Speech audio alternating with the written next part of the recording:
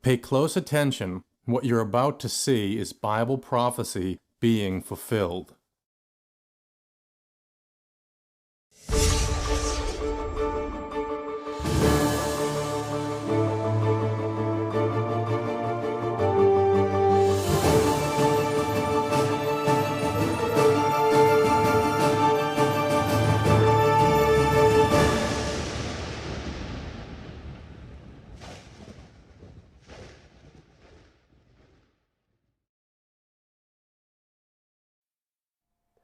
Welcome to another edition of YPN News, bringing you news as it relates to Bible prophecy and foretold by Yisrael Hawkins. Well, we're going to talk a little bit about of what we covered in the previous broadcast with growing supply shortages for store shelves, and a little bit more about the COVID booster shots, which is really being pushed right now, and also another catechism message from the Pope. But first, we're going to talk about what some retailers have been reporting, that their product shortages are as bad now as they were at the start of the pandemic. And more stores, of course, are beginning to see their shelves become empty on a regular basis. Stores like Costco are once again limiting essentials like toilet paper and paper towels. And with the Delta variant affecting also the Asian economies, and of course they're a big manufacturer, big retailers like Apple and Nike are feeling the effects pretty hard as fewer goods are being produced. Mark Zandi, chief economist with Moody's Analytics, said in an interview with ABC World News Tonight, if you want something under the proverbial Christmas tree, you better start shopping for it now because it's going to take some time to get it delivered. Well, fewer dock workers and truckers increases the backups for cargo ships sitting in the bay waiting to come to port to offload their cargo. Now, the backups are affecting ports on both coasts between the port of LA and the port of Long Beach in California. There are nearly 100 ships waiting for a place to dock. That's a lot of merchandise waiting to be unloaded. And the numbers have increased because last time we reported it was about 70 or so ships that were waiting to dock. Well, dozens of ships are also stuck off the ports of New York and New Jersey on the East Coast. Well, despite this, consumer demand is very strong, so companies like Walmart and Target are chartering their own ships in order to stock their shelves. In fact, analysts don't expect things to get back to normal until early next year. Well, now for some disturbing news. A new congressional report finds more cases of manufacturers selling baby food with high levels of toxic heavy metals. Now, the report describes dangerous levels of toxins, including arsenic, lead, cadmium, and mercury in popular baby food products, toxins which are particularly harmful to babies' health and their mental development. Now, this investigation has been going on for over a year, and legislators are calling on the FDA to more strictly regulate. But while the wheels are in motion, some companies aren't waiting for the government to improve baby food quality. That's right. Jay Hyman, the CEO of Nature's Own, a baby food company in Columbus, Ohio, checks ingredients through numerous testing procedures before mixing them into the end product. Heavy metal toxins are tested before they even reach his manufacturing facility. Well, in an interview with CBS Morning News, Hyman said it's constant surveillance and testing and working with our suppliers, end quote. Well, the finished products are also tested in an effort to keep toxins out of his products. Although his company is an organic baby food manufacturer, about 10 years ago, they were one of the first companies to have toxic heavy metals found in their baby foods. In 2012, a university study found arsenic in one of its organic baby formulas. Now, Hyman said that event was so shocking because they thought that they were in a beautiful place doing everything possible that they could, even testing for toxins, but the commercial labs that he used couldn't test down to the lower levels used in that university study. So although he thought he was in compliance, it wasn't until they had that more detailed testing, if you would, that they found that he actually had those toxins in the food. That's right. In that instance, the arsenic found was in an ingredient called brown rice syrup. As a result of that report, his business, it did drop. You might be thinking at 50% or even 80%, but in fact, Hyman said that their business went down to zero. But of course, he didn't let that keep him down. The results hardened their resolve to stay ahead of the curve, to always know what's in their product. Hyman's company isn't the only company, though, that have had heavy metals detected in their baby food products. This latest report by the government has revealed other major retailers have the same problem. For instance, 2 of Gerber's instant rice cereal products contained inorganic arsenic above the FDA limit, and Gerber failed to recall those products. Now, most of Plum organic products contained heavy metals too, and Walmart raised the allowable arsenic levels in its baby food products, going from an internal company standard of 23 parts per billion to the maximum allowable FDA limit of 100 parts per billion. Now, that government subcommittee chairman, Representative Raja Krishnamurthy, said no level of toxic heavy metals and exposure to them is safe for a baby. That's right. CBS News, reached out to those companies in questions, and Gerber responded by saying, "We follow a consistent and rigorous testing plan, which includes regular testing of finished products, and we increase testing for products that have a history of naturally occurring levels of heavy metals." End quote. Walmart said it requires their suppliers' products to meet the guidelines established by the FDA, and that its applications or specifications have always been aligned with or below FDA requirements, and it's committed to providing high-quality baby foods that are safe and nutritious, end quote. Well, Representative Krishnamurthy doesn't think that it should be left up to the companies to fix this problem, as they haven't so far.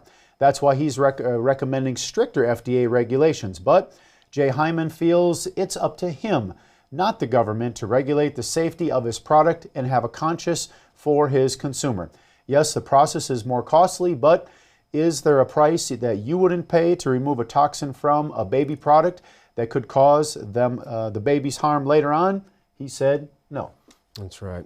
Well, Beechnut, which is another baby food manufacturer, said that it removed one of its products from store shelves after levels of arsenic were detected. And it also decided to stop selling the product because it's concerned about being able to get the rice flour that is well below the FDA guidance level. Well, the FDA doesn't want new regulations to make it more difficult to get baby food to consumer, so they're weighing all their options before proceeding with a decision as far as regulations are concerned. But sadly, Jeff, these toxic heavy metals are increasingly found not just in baby foods, but all throughout the environment, particularly in the soils, which most of our food comes from to begin with. So it's really hard to escape these toxic metals because they're in the soil, they're in the water. A lot of things are in the water. They're just in the environment altogether. Right, and it seems like just raising the levels there to where they can comply is not fixing the problem. No, it's not. Well, we've talked about the vaccines, and now we're going to look at a little bit about the booster shots that are coming. We've heard that there might be 1, 2, 3, possibly 4 booster shots. Our field correspondent Larry McGee has these details. Larry, what's the latest on the booster shots? It's hard to see why there would still be much excitement surrounding the idea of vaccines given their track record, but yet Pfizer is releasing its booster shot and people are reportedly clamoring to see whether or not they qualify. According to Pfizer and the CDC, the shot is intended for those 65 and older or individuals at higher risk for infection. A part of the lure for the new shots could be the fact that COVID-related deaths are still spiking in certain parts of the country. Laboratories are said to now be working on vaccines targeted at the youth. President Erdogan of Turkey has his sights set on heavy weapons. The leader is said to be violating NATO rules by buying from all sides. In some cases, the weapon systems that he's purchasing are not even compatible where U.S. and Russian systems are concerned, for example. But despite wasteful spending or political difficulties, Mr. Erdogan is still pushing ahead in his bid to assert and project Turkish might onto the international stage. China is widening its sphere of dominance by use of one of the oldest tricks around. It's throwing its money around to buy nations and trap weaker countries in the ancient snare of debt. Here's a video report with the details. $385 billion. That's the cumulative debt which dozens of lower-income countries have been saddled with, thanks to China's ambitious Belt and Road Initiative. This revelation has been made in a new report released by William and Mary's Global Research Institute. The report says that at least 42 countries have high levels of public debt to China, which is in excess of 10% of their GDP.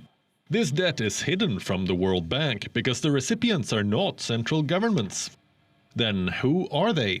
State-owned companies, state-owned banks, joint ventures and private sector institutions. They've all struck deals with China under the Belt and Road Initiative. The contracts signed are murky, with some governments not even aware of their monetary values. There are a total of 163 such nations, most of them in Africa and Central Asia. They've received a total of $843 billion from China to build roads, railway lines, bridges, hospitals, oil refineries, industrial parks, power plants, ports, and shipping routes under the BRI. The report says that when these countries could not take any more loans, the Chinese regime got creative. Instead of lending money directly to governments, it began giving loans to a constellation of actors, which are often backed by a government guarantee. This guarantee requires the government to pay up in case the parties involved could not. Only that they have to pay higher interest rates, that too within a shorter repayment period. What happens if they are unable to pay these loans on time? They will have to lease out the projects to China, meaning China will have full control over the projects. This has happened several times around the world. The Gwadar port in Pakistan has been leased to China for 40 years. The Obok military base in Djibouti has been leased for 10 years. Tajikistan had to cede more than 1,000 square kilometers of land to China for a petty loan. Laos had to let go of its entire national electric grid to a Chinese company. And the Hambantota port in Sri Lanka has been leased to China for a period of 99 years. What do all these stories tell you? That the BRI is not a gift. It means to lure developing nations into borrowing more than they can afford. Once they are buried under debt, China enslaves them by seizing strategic assets as collateral. The little guys aren't the only ones saddled with worries concerning debt, though. Even the U.S. has long-standing problems in that regard, the latest of which has prompted a warning from the Treasury Secretary, Janet Yellen, who says the country could be headed for very serious trouble if Congress does not raise the country's debt limit. If the move isn't made, the Secretary says the world's strongest economy could soon run out of money to pay its bills. For YPN News, I'm Larry McGee. Katan Jeff, back to you. Well, that's kind of an interesting way that China is able to kind of expand its resources with loaning that money out to many countries that, in effect, really aren't able to pay them back. So that gives them access to their land and ports and so forth. Right, and you see the U.S. now just going ahead and raising their debt limit. So, China's doing pretty well. The U.S. right now has a pretty big bill to pay. Yeah, that's right.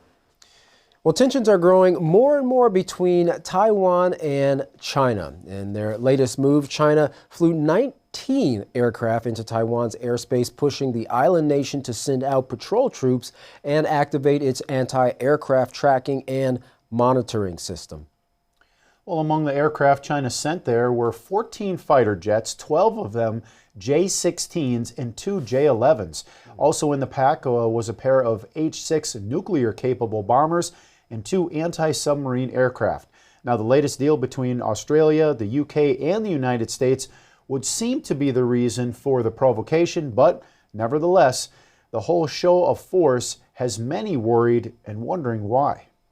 In an interview with RT News, former Naval Intelligence Officer John Jordan said, quote, "What the Chinese are seeking to do is three things. They're seeking to test Taiwanese response and American response. Two, they want to acclimate the Taiwanese defense forces to seeing these types of aircraft. And thirdly, these types of aircraft all have a different use. And I suspect that all of them have been outfitted with various sensors to gather reconnaissance, whether in intelligence, the electronic kind, or perhaps even dropping sonobuoys, which are used in the detection of submarines," end quote.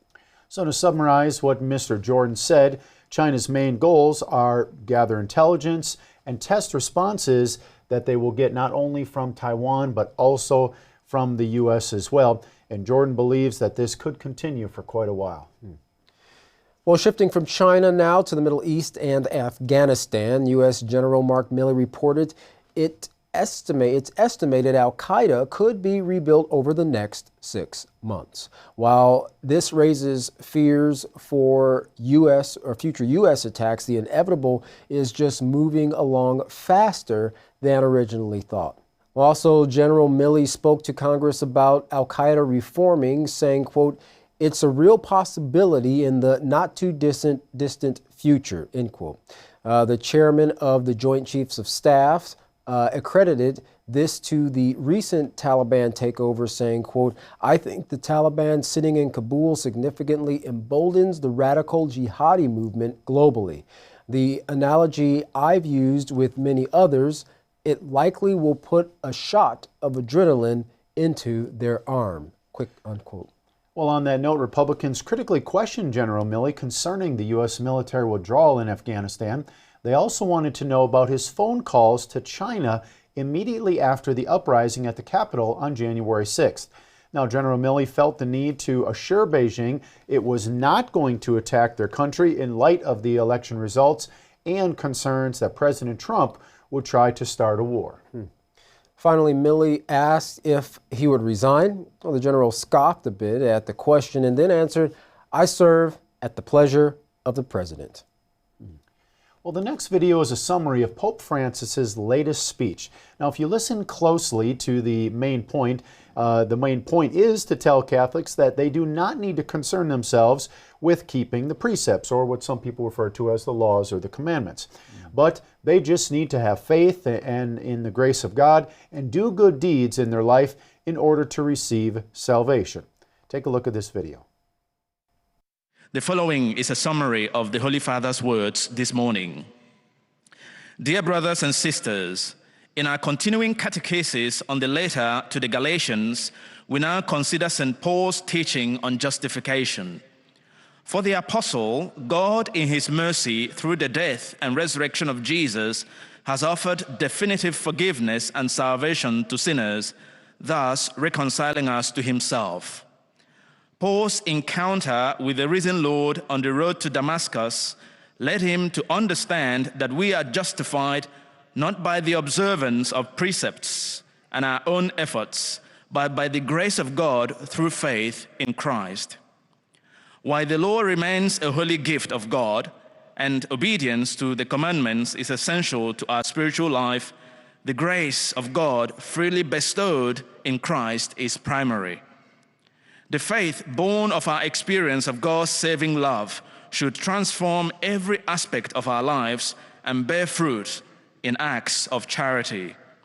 In this sense, St. James can write that we are justified by works, not by faith alone.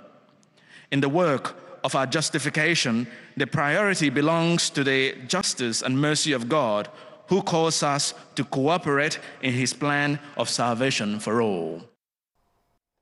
Katan, that actually is going to lead into our next story here, where we talk about a couple nurses that believe Pope Francis is pretty hypocritical. Well, like Jeff said, finally, we're going to take a look at the vaccine mandates and how effectively they seem to be so far. One very large hospital system in North Carolina says 99% of their employees have complied with their mandatory COVID vaccine policy. Well, the Washington Post reports, however, that 175 employees did refuse to get vaccinated and were fired as a result. Well, the governor of New York, Kathy Hochul, signed an executive order today to help with potential healthcare worker shortages because of her state's vaccine mandate, which went into effect today. Now, the mandate says that all state healthcare workers must get the COVID-19 vaccine. Now, the governor's new orders will make many more people eligible to get a job in the healthcare system. Now, these new works will be allowed to administer COVID tests as well as the vaccine. Well, looking at some statistics from the governor's office, currently 92% of hospital staff, 92% of nursing staff, and 89% of adult health care facility staff have all had at least one dose of the vaccine. Many of these shots were actually just administered over the last few days, but there are still thousands of healthcare workers who are refusing to get the vaccine, some for very personal reasons. Well, CNN interviewed two women in the healthcare field who simply will not get the shots, even if that means they'll lose their jobs. Both Donna Schmidt, a registered nurse, and Stephanie Touche, a medical assistant, were adamant about not getting the coronavirus vaccine. Both still have employment, but do not expect that employment to last for long. Their reasoning is simple: they do not trust the safety of the vaccine. That's right. They both requested religious exemptions, even though they are Catholic. When the interviewer asked Stephanie Touche why she would not get the vaccine, saying Pope Francis has permitted it and even got his shots, so why not get them? Touche's answer was very controversial, but clear in her mind. She said, quote, "I feel he's a hypocrite," end quote. Well, the interviewer suggested she was being too harsh because Catholics consider this man to be God's messenger on earth, the Bishop of Rome. To that she answered, quote, "He is. He was elected to that position. However, he's not abiding by the Bible. I feel he's a hypocrite," end quote. And it's an interesting point that the nurse had because, as we mentioned before then, when we read one of their messages, saying that you basically don't need to follow what the Bible is saying, which throughout the Bible you can look at both the Old and New Testament, or what some refer to as Book 1 and Book 2. Mm-hmm. And the message corresponds. What's written in the first is also written in the second, that these statutes and precepts, the laws, commandments, are for man's benefits and will bring the blessings if they do follow them. So the Pope basically saying now, well, don't worry about that. Just, let the grace of God and, do some good deeds and you'll find salvation. Yeah, and possibly even Miss Touche has actually done that. She's probably read her Bible and realized that the Pope is not following the Bible. Now, that's out of her own words, that he's a hypocrite, he's not following the Bible. And as we just heard from this catechism, like you mentioned, yeah, that's the message that's coming from the Catholic Church. Just disregard this Bible and just do good, do godly, and you'll be accepted. But of course, like you mentioned here, and as also Yisrael Hawkins has said many times, that in order for mankind to truly have peace and to not suffer these plagues that we are seeing coming upon the earth right now, mankind actually does need to follow the inspired writings that are written from the beginning of the book all the way to the end in order to have peace, joy, health, and abundant living. And that's exactly what Yisrael Hawkins is doing, is presenting them the other side of the story that they don't hear coming forth from the Catholic Church, and actually giving mankind a choice, putting it before them and saying, this is the way, you can walk in this way. That's right. Well, if you'd like to find more about these stories, contact the House of Yahweh. When you do, don't forget to request your free copy of the Prophetic Word magazine and monthly newsletter. Here's how. To contact the House of Yahweh, you can write them at the House of Yahweh, P.O. Box 2498, Abilene, Texas 79604. You can call them at 1-800-613-9494. Visit them by going to any of their websites at yahweh.com, YisraelHawkins.com, or Yahweh'sBranch.com. You can also visit our website by going to YPNnews.com. You can email the House of Yahweh at info@yahweh.com. And for all calls outside the United States, please dial the number on your screen. And as we've mentioned in previous broadcasts, don't forget the best aid to assist you in the study of the Scriptures, the Yisrael Says and Ask Yisrael programs. You can find those online by going to YisraelSays.com and AskYisrael.com.